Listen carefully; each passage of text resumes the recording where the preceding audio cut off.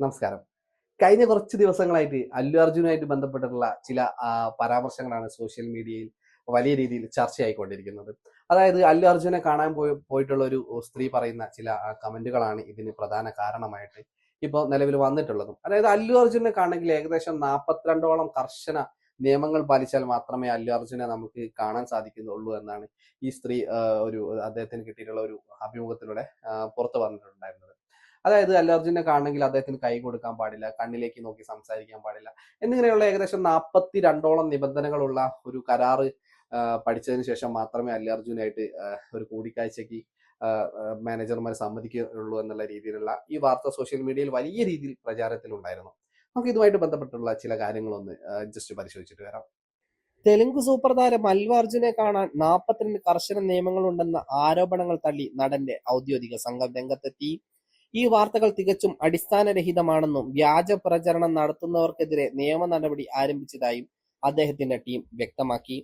പ്രമുഖ ബ്രാൻഡ് മാനേജറായ കാവേരി ബറുവ സ്മൃതി ടോക്സ് എന്ന ബ്രോഡ്കാസ്റ്റ് ചാനലിൽ നടത്തിയ വെളിപ്പെടുത്തലുകളാണ് വിവാദങ്ങൾക്ക് കാരണമായത്. ഈ വീഡിയോ സോഷ്യൽ മീഡിയയിൽ വൈറലായതോടെ താരം നിലപാട് വ്യക്തമാക്കി. റോയൽ എൻഫീൽഡിന്റെ ബ്രാൻഡ് സ്ട്രാറ്റജി ടീമിൽ പ്രവർത്തിച്ചിരുന്ന കാവേരി ബറുവ അല്ലു അർജുനെ കണ്ടുമുട്ടിയ അനുഭവം വിവരിക്കവെയാണ് വിവാദ പരാമർശങ്ങൾ നടത്തിയത്. അദ്ദേഹത്തെ കാണുന്നതിന് മുമ്പ് 42 ചെയ്യേണ്ടതും ചെയ്യരുതാത്തതുമായ കാര്യങ്ങൾ അടങ്ങിയ ഒരു കുറിപ്പ് ഞങ്ങൾക്ക് ലഭിച്ചു. സാറിന്റെ കണ്ണുകളിൽ നോക്കരുത്, ഹസ്തദാനം ചെയ്യരുത് തുടങ്ങിയവ ഇതിൽ ഉണ്ടായിരുന്നു. അവർക്ക് മാനേജർമാരുടെ ഒരു നീണ്ട നിര തന്നെയുണ്ട്.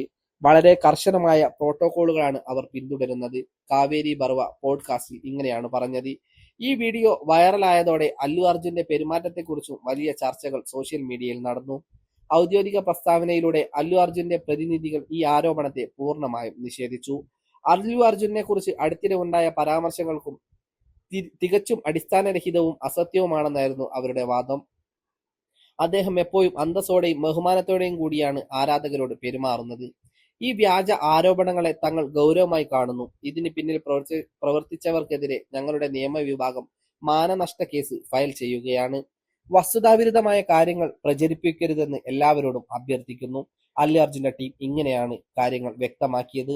പോഡ്കാസ്റ്റിൽ ഈ നിയമങ്ങളെക്കുറിച്ച് കൂടുതൽ വിശദീകരിക്കാൻ കാവേരി തയ്യാറായില്ല എന്നതും സംശയങ്ങൾക്ക് ഇട നൽകുന്നുണ്ട്.